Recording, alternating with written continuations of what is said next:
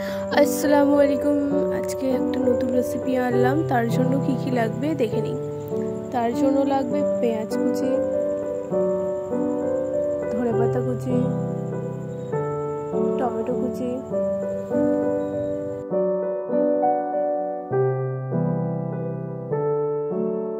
লঙ্কা কুচি আর 3টে বা 4টে সেদ্ধ করা ডিম।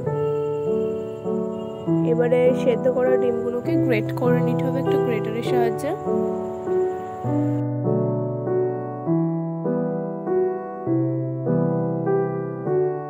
গ্রেট করা হয়ে গেলে এবার কড়াইয়ের মধ্যে তেল দিয়ে দিতে হবে, আস্ত জিরে,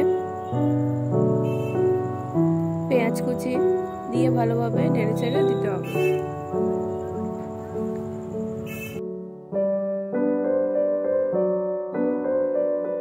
তারপরে দিতে হবে টমেটো কুচি, লঙ্কা কুচি, ওগুলোকে দিয়ে ভালোভাবে নেড়ে চেড়ে একটু কষিয়ে নিতে হবে ব্রাউন কালার আসা পর্যন্ত,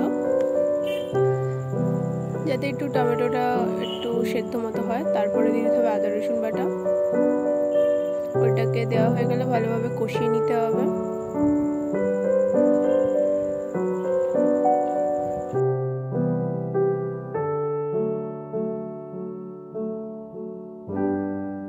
তারপরে দিয়ে দিতে হবে পরিমাণ মতো নুন, দিয়ে দিতে হবে হলুদ গুঁড়ো, জিরে মরিচের গুঁড়ো, ধনের গুঁড়ো, গরম মশলার গুঁড়ো দিয়ে ভালোভাবে কষিয়ে নিতে হবে।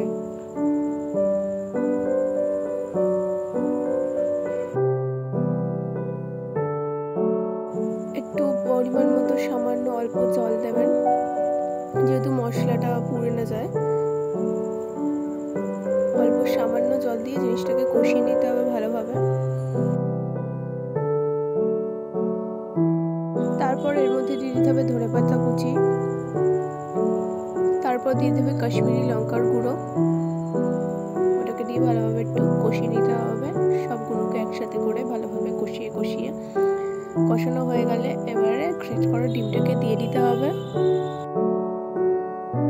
দেওয়া হয়ে গেলে ভালোভাবে কষিয়ে একটু নেড়ে চেড়ে সব মশলাগুলো ডিমের মধ্যে কষিয়ে নিয়ে তারপরে সামান্য অল্প জল দেবেন, যাতে না মশলাটা পুড়ে যায়, নিচে একটু ধরে যাওয়ার সম্ভাবনা থাকতে পারে। তো আমার জন্য অল্প একটু জল দিয়েছিলাম। দেওয়া হয়ে গেলে 10 মিনিট আস্তে করে রেখে নামিয়ে নিয়েছিলাম। তারপরে তৈরি ডিম কোরমা। ট্রাই করতে পারেন, খুবই একটা টেস্টি, রুটি দিয়ে বা ভাত দিয়েও খেতে পারেন, যেটা ইচ্ছা আপনারা ট্রাই করে দেখুন।